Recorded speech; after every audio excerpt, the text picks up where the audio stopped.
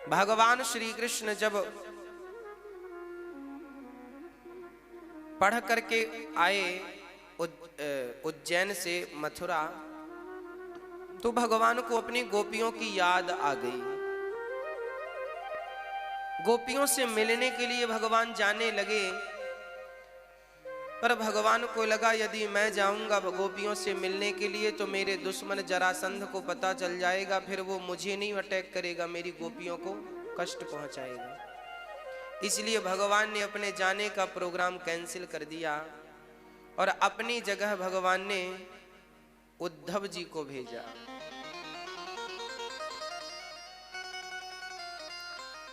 भगवान ने उद्धव जी से कहा, उद्धव जी जरा वृंदावन जाओ और हमारी गोपियों को जरा समझाओ, वो बहुत रो रही हैं हमारे प्रेम में हमारे लिए। उनसे बस ये कह देना कि वो देखो रोया ना करें। अच्छा, आपको क्या लगता है, जब हम रोते हैं ना भगवान के लिए, तो भगवान भी रोते हैं आपके लिए, हमारे लिए। फर्क इतना है कि हमारा रोना तो हम देख लेते हैं, भगवान का रोना हम देख नहीं पाते। पर भगवान भी रोते होंगे हमारे लिए जब हम उनके लिए रोते हैं। पर हम जितना हमें रोना चाहिए हम ना उतनी मात्रा में रोते नहीं। एक विद्यार्थी को 100 में से 30 नंबर मिल गए। नंबर तो मिले 30, पर बेचारा उतने में पास होगा नहीं। पास होने को भी 33 नंबर चाहिए थे, 33, पर मिले कितना? 30। 33 मिल जाते तो पास हो जाता। अच्छा, 33 में पास तो हो जाएगा, कोई परसेंट थोड़ी बनेंगे, अच्छे परसेंट तो नहीं बन सकते ना। उसी प्रकार हम लोगों की हालत है, हम लोग रोते तो हैं भगवान के लिए, पर हमें रोने के लिए, हमें रोने में 5 नंबर मिलते हैं, 10 नंबर मिलते हैं, 20 नंबर मिलते हैं, आधे कोई रोए तो 30 नंबर मिलते हैं। पर मीरा को रोने में भगवान ने 90 नंबर दिए थे, इसलिए भगवान को मीरा पा गई थी। मीरा की तरह रोना पड़ेगा। हम लोग भी रोते हैं, पर हम लोगों को ज्यादा से ज्यादा 30 नंबर मिलेगा, उसमें तो पास भी नहीं होना।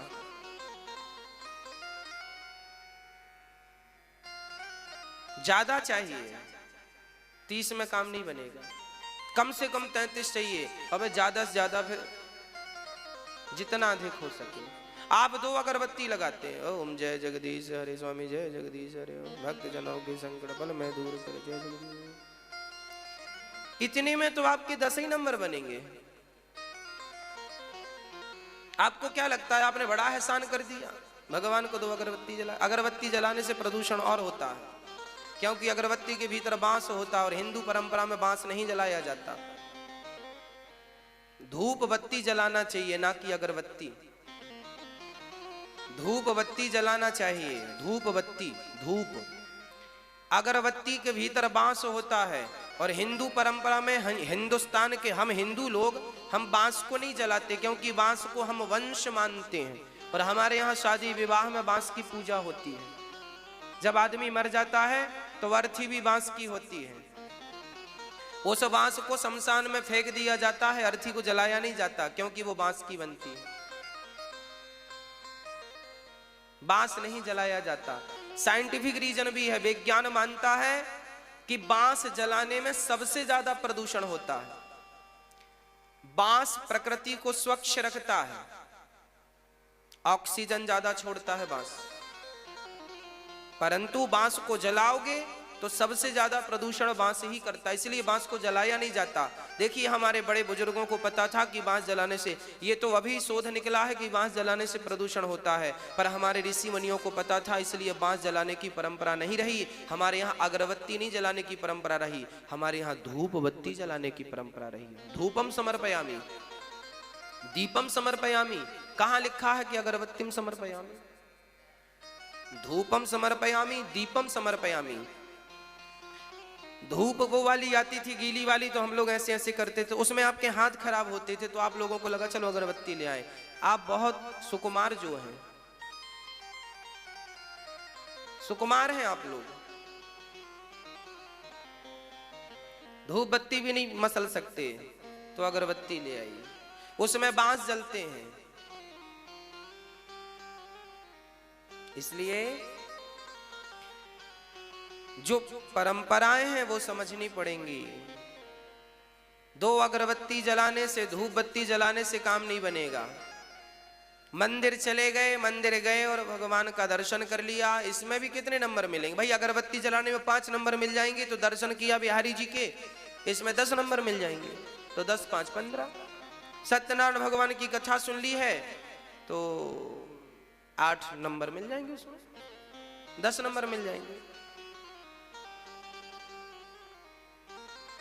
ऐसे सब कुछ करना पड़ता है तब नंबर बनते हैं भाई। हमने हमारे पेपर में, कॉपी में 10 नंबर, 10 प्रश्न आए हैं, तो 10 में से 1 का उत्तर अच्छे से हम लिख दें, पूरी कॉपी एक ही उत्तर से भर दें, थोड़ी पास हो जाएंगे। 10 में से कम 8 तो करो भैया। और 20 क्वेश्चन आए हैं तो 15 तो कर लो। करो तो 20 और अच्छी बात है, कम से कम 15 करो। उसी प्रकार सबको जोड़ तंगोड़ के बनते हैं नंबर, आपके जोड़ मिला के। कुछ माँ बाप के पांव दबाने से नंबर बनते हैं, कुछ माँ बाप की सेवा करने से, कुछ बच्चों को संस्कार देने से आपके नंबर बनते हैं। बच्चों को अच्छे संस्कार दिए, अच्छे संस्कार देंगे तो 10 नंबर बन जाएंगे। माँ बाप की सेवा करेंगे तो 15 नंबर बन जाएंगे। अतिथि देवो भव, अतिथि की सेवा करेंगे तो 10 नंबर बन जाएंगे। हाँ, आचार्य गुरुजनों की सेवा करेंगे तो 10 नंबर बन जाएंगे। और फिर बिहारी जी के चरणों में प्रेम हो गया तो फिर 10 नंबर और बन गए। फिर दर्शन कर लिया तो 5 नंबर और बन गए। फिर कथा सुन लिया तो 10 नंबर और बन गए। हाँ, भगवान से मिलने की प्रबल उत्कंठा होगी तो और नंबर बढ़ गए। ये सब मिलता जुलता जब 80-90 नंबर हो जाते हैं तो काम बन जाता है, मोक्ष हो जाता है, मुक्ति हो जाती है। यही मोक्ष है, यही मुक्ति है। जिनके नंबर कम है वो सब 84 के चक्कर में उलझ रहे हैं। नंबर कम थे तुम्हारे।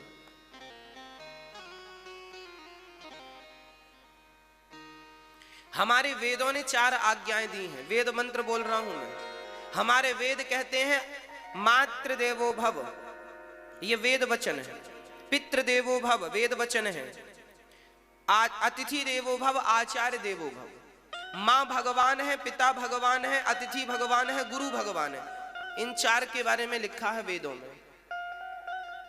वेदों में यह भी लिखा अहिंसा ही परमो धर्म।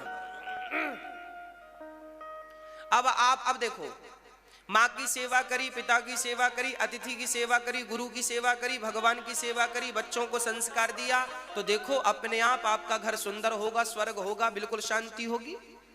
ईमानदारी से कमा रहे हैं, सच बोल के कमा रहे हैं, मेहनत का कमा रहे हैं, झूठ का कपट का नहीं कमा रहे हैं, देखना घर में बिल्कुल शांति होगी, आनंद होगा, खुशियां होंगी। नंबर कहां कट जाते हैं वो भी सुनिएगा। जब आप मांस खाते तो आपके पापों वाले नंबर चालू हो गए। मांस खाए हो तो सीधे 20 नंबर लो, मांस पाप वाले नंबर चालू हो गए।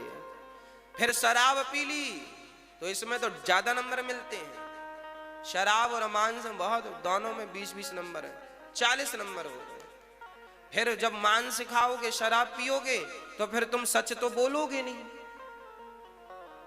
जो मांस खाते हैं, शराब पीते हैं, इनसे सच की आप अपेक्षा ना रखा करो। ये सच नहीं बोल सकते तो झूठ बोलेंगे तो फिर वो 20 नंबर, 60 नंबर यूं हो गए। और फिर शराब पी करके जो तुम्हें गुस्सा आएगा, क्रोध करने से भी नंबर कटते हैं। शरीर का भी खून गर्म होता है ना, क्रोध करने से नंबर कटते, और इसमें ज्यादा नंबर कटते हैं। भाई आपने देखा होगा ना कि आपने सही आंसर दिया तो 1 नंबर मिलेगा और गलत कर दिया तो 1 नंबर कट जाता है। ऐसा होता ऊंची पढ़ाइयों में।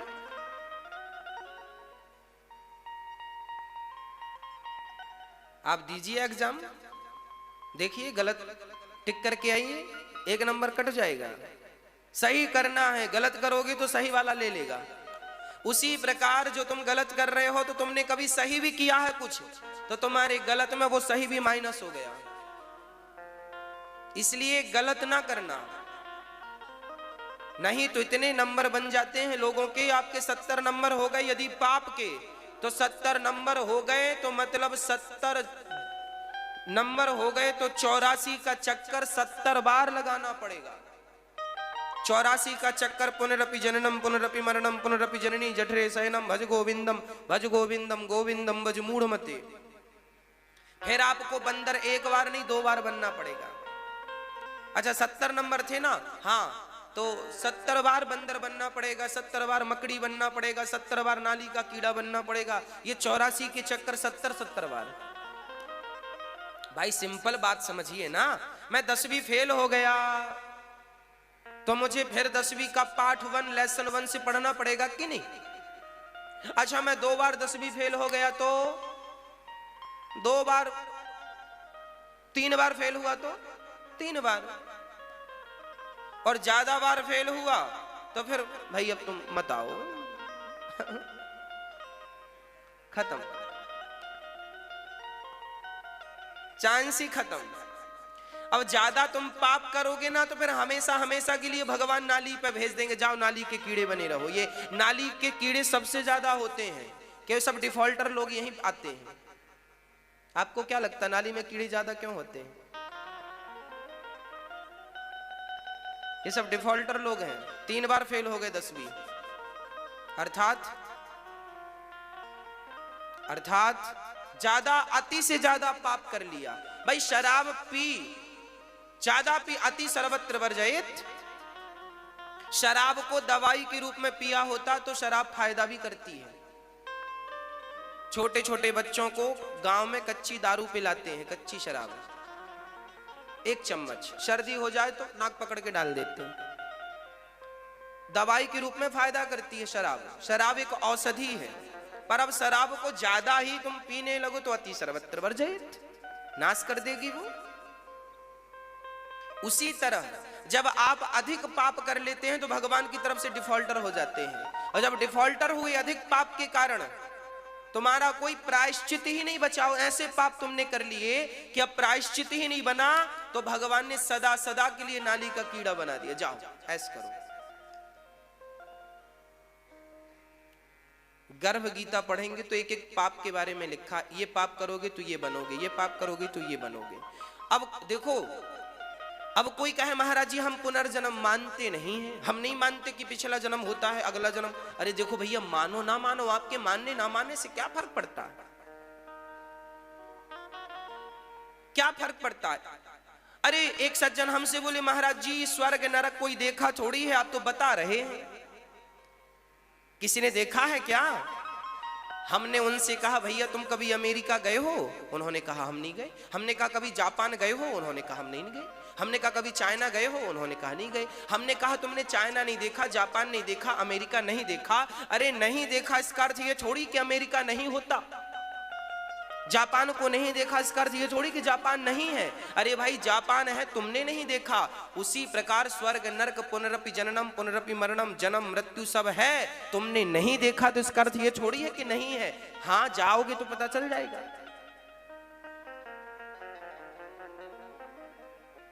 एक आदमी बोला महाराज जी मैं नहीं मानता कि पिछला जन्म होता है, अगला जन्म होता है। भाई हम तो हैं, मौज करो। एक आदमी से हमने कहा गलत करोगे तो नाली का कीड़ा बनना पड़ेगा। उन्होंने कहा मनुष्य तो मनुष्य ही बनेगा, पेड़ पेड़ ही बनेगा, आम आम ही बनेगा, ये नाली का कीड़ा बनेगा। भाई आम तो बबूल नहीं बन सकता, यदि आम बबूल नहीं बन सकता तो इंसान हाथी क्यों बन सकता है? हाथी गधा कैसे बन सकता है? हाथी नाली का कीड़ा कैसे बन सकता है? इंसान कैसे नाली का कीड़ा बन जाएगा? क्योंकि इंसान का बच्चा तो इंसान होगा। भैया गैया के पेट से तो कभी गधा पैदा हो नहीं सकता, गैया का बच्चा तो गैया ही जैसा होगा, बछड़ा होगा, बछिया होगी, गधा तो नहीं हो सकता ना। ये उन्होंने तर्क किया हमसे, महाराज जी कैसे पॉसिबल है? हमने कहा देखो, इंसान का बच्चा इंसान ही होता है, सही है, पर तब तक जब तक तुम जिंदा हो तब तक ही होगा। मरने के बाद तो फिर दूसरा सिस्टम है ना। भाई ये देखिए सोना है, अभी अंगूठी के रूप में है, अभी तो अंगूठी है, पर जब हमें मन होगा कि इस अंगूठी को अब हमें हाथ का कड़ा बनाना है तो हम सोनी जी को देंगे, भैया जरा पिघला के बना दो, बना देंगे। आकार बदल जाएगा कि नहीं, कड़ा बन जाएगा। हाँ जी, उसी प्रकार अभी तुम्हारा आकार मनुष्य का है तो मनुष्य की संतान तो मनुष्य की होती है, पर जब तुम मरोगे तुम्हारा जन्म दूसरा होगा, उसके बाद जो तुम्हें मिलेगा वो मिलेगा। भाई एक बार क्या हुआ, मालिक था एक फैक्ट्री का मालिक था। उसका मैनेजर कोई लापरवाही किया, कोई घोटाला किया मैनेजर ने, और जब मैनेजर ने घोटाला किया तो मालिक ने उसे चपरासी की नौकरी दे दी। मैनेजमेंट चल भाई, मालिक मैनेजर भी तुम्हें बना सकता है और चपरासी भी बना सकता है। करना है तो भाई चपरासीगिरी कर लो, नहीं तो जाओ। अब तुम्हें पैसे चाहिए तो करना पड़ेगा कि नहीं। भाई मालिक की स्वतंत्रता है, तुमने गलत किया चलो चपरासी बन जाओ। मालिक मैनेजर बने थे तुम, 1 लाख रुपया महीना मिलता था, अब चपरासी बने हो केवल 10,000 रुपया महीना मिलेगा। लेना है लो, नहीं तो फूटो। ऐसा होता है कि नहीं, और हो सकता है कि नहीं। प्राइवेट जॉब है भाई, सब कुछ हो सकता है। बस इसी तरह भगवान ने देखा कि तुम्हारा बैकग्राउंड खराब हो रहा है, तुम्हारे पाप ज्यादा हो रहे हैं। मनुष्य बनाया तो था पर तुमने उसका दुरुपयोग किया, चलो अब नाली का कीड़ा बनने को तैयार हो जाओ। ये देखो प्रमोशन से डिमोशन हो गया। सब प्रैक्टिकली दिखता है। अब जिसे ना दिखे, एक बार उल्लुओं ने मीटिंग करी। हाँ? सारे उल्लुओं ने मीटिंग करी, सुनो जी क्या सूर्य होते हैं? उल्लुओं ने कहा साहब हमने तो नहीं देखा है। बड़े बुजुर्गों से पूछा गया, बड़े बुजुर्ग उल्लुओं ने कहा भाई हमने भी सूर्य को नहीं देखा आज तक। सारे उल्लुओं ने एक प्रस्ताव पारित कर दिया, बोले सूर्य होता ही नहीं है, मनुष्य लोग पागल हैं जो कहते हैं सूर्य भगवान आ गए, सूर्य भगवान चले गए। उल्लुओं ने कहा सूर्य नहीं होता। अब आपसे पूछ रहा हूं, सूर्य भगवान होते हैं कि नहीं होते हैं? ये देखो बाहर धूप है, सूर्य भगवान होते हैं, पर उल्लुओं को नजर नहीं आते। अब उल्लू को नजर नहीं आए तो वो तो यही कहेगा कि सूर्य नहीं होते। उसी प्रकार कुछ लोगों को भगवान नजर नहीं आते, कुछ लोगों को जन्म और मृत्यु, अगला जन्म पिछला जन्म नजर नहीं आता। ऐसे लोगों को आप उल्लू समझिएगा, इनको नजर नहीं आ रहा है बस। ऐसे उल्लुओं का इलाज क्या करना है? उल्लुओं के मुंह कौन लगे? तुम्हारे कहने से, तुम्हारे ना मानने से कोई सत्यता थोड़ी नकार दी जाएगी। मत मानिए। एक सज्जन बोले हम भगवान को नहीं मानते। हमने कहा मत मानो, चूल्हे में जाओ, भगवान का बिगड़ना क्या है? बताओ, तुम भगवान को नहीं मानते या नहीं मानोगे, इसमें भगवान का क्या बिगड़ेगा और अनिरुद्धाचार्य का क्या बिगड़ जाएगा? बिगड़ेगा तो तुम्हारा बिगड़ेगा, हमारा क्या बिगड़ना है? और राम जी का क्या बिगड़ना? मत मानो, तुम्हारे जैसे बहुत हैं। रावण भी नहीं मानता था राम जी को, कंस भी नहीं मानता था कृष्ण जी को, तो कृष्ण जी का क्या बिगड़ा? उससे क्या बिगड़ा? रावण जैसे नहीं मानते थे राम जी को, तो राम का क्या बिगड़ गया? बिगड़ा तो रावण का ना, राम का तो नहीं बिगड़ा। राम को तो जब हम याद करते हैं तो मंदिर बनाए जाते हैं, और रावण को जब याद करते हैं तो आज भी गली गली पुतले जलाए जाते हैं। बिगड़ा तो रावण का तब भी बिगड़ा था, आज भी बिगड़ा है। आज कोई बाप अपने बेटे का नाम रावण नहीं रखना चाहता, पर राम तो हर गली मोहल्ले में मिल जाएंगे आपको। बिगड़ा किसका? मत मानो ना, चूल्हे में जाओ, क्या फर्क पड़ता है?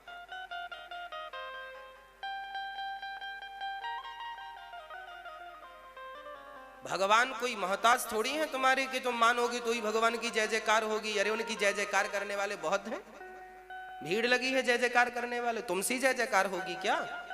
बिहारी जी की जय जयकार करने वाले बहुत है, तुम नहीं करोगे तो क्या जय जयकार नहीं होगी उनकी? इसलिए ईश्वर तर्क का नहीं, श्रद्धा का विषय। ईश्वर अतर्क है, केवल श्रद्धा का सब्जेक्ट है। प्रेम राम ही केवल प्रेम प्यारा। इसलिए देखिएगा, अब मैं आपको बिल्कुल सटीक प्रमाण सहित बात कह के सब्जेक्ट को पूरा करता हूं, प्रूफ के साथ, सबूत के साथ। क्योंकि जो भी बात हम करेंगे सबूत के साथ करेंगे तो आपको बिलीव होगा, यकीन होगा, विश्वास होगा।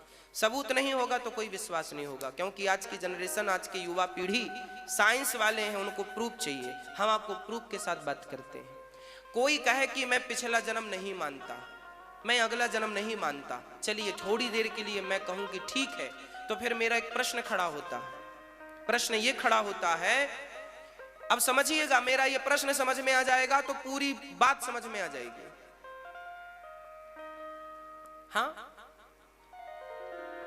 एक ही तारीख में एक ही समय पर दो बच्चे पैदा होते हैं। एक बच्चा पैदा हुआ अमीर के घर, एक बच्चा पैदा हुआ फुटपाथ पे गरीब के घर। तारीख वही थी, समय भी लगभग वही था। अब जब एक ही समय पर दोनों बच्चे पैदा हुए तो एक बच्चा अमीर के घर कैसे पैदा हो गया?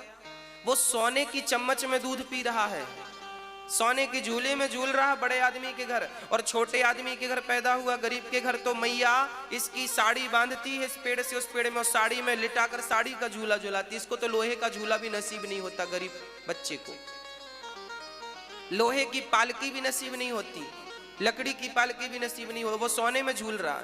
क्यों? इन दोनों बच्चों ने जन्म लेते ही ना तो कोई पुण्य किया है ना तो कोई पाप किया है। तो जब पुण्य पाप नहीं किया तो इस बच्चे को किस पुण्य का फल मिल रहा है कि सोने की पालकी मिल गई बिना कुछ किए, मेहनत किए।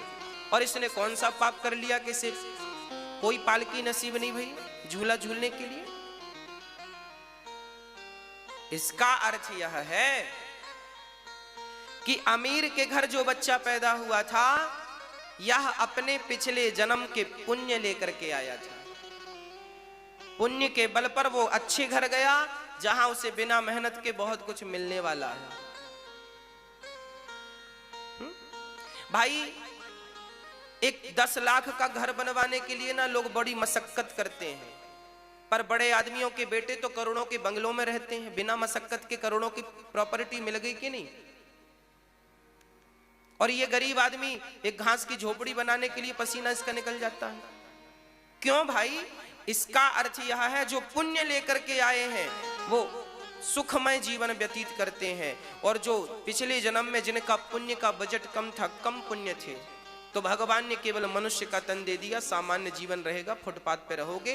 पर मौका दिया तुम दोनों को, अब दोनों को मौका दिया, अब चाहो तो पुण्य बढ़ाओ, अब चाहो तो पाप।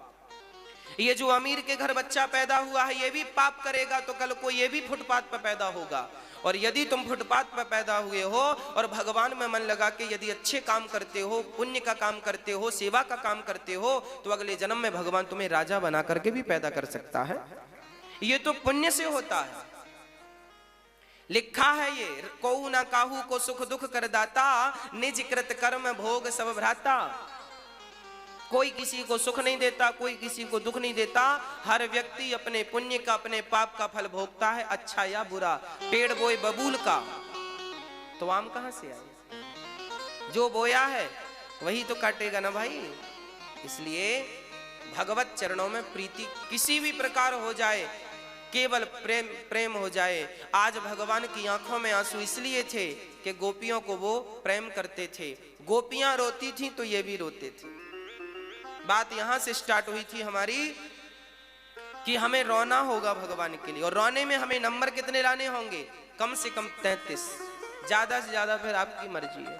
33 से कम हुए तो फिर रोना तो ठीक है, सार्थक होगा, पर अच्छा वाला जो रिजल्ट आना चाहिए नहीं आएगा।